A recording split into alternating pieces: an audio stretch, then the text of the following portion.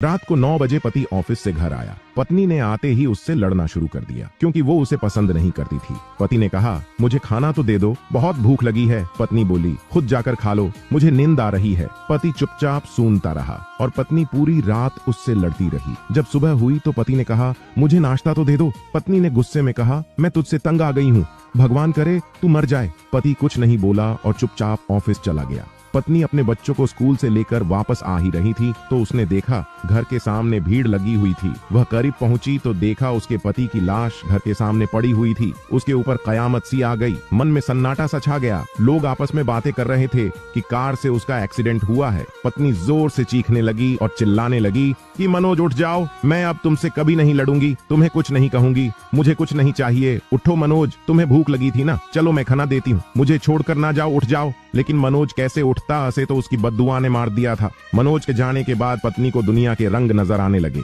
रिश्ते बदलते दिखने लगे, उसके अपने उससे मुंह मोड़ने लगे, दुनिया के लोग उसे गंदी नजरों से देखने लगे। फिर कुछ दिनों में उससे उसका घर भी छीन लिया गया। जो हिस्सा उसका बनता था ससुराल वालों ने उसे दे दिया। पति के मरने के बाद उसे एहसास हुआ कि पति जैसा भी हो, चाहे पसंद का हो या नापसंद का, लेकिन औरत के सर का ताज होता है। अगर सहमत है तो यस लिखे।